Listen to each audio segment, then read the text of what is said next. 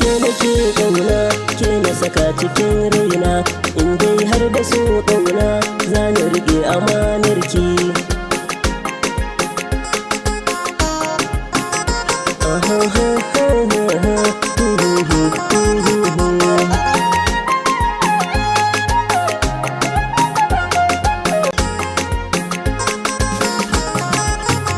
Soyayya nake zance mai suna taho bani, in dai har da so ƙauna za na tsaya ki nuna ni. Ke na saka cikin raina bana so ki yada ni, ke ce za ki zama mata ni a kira na angonki.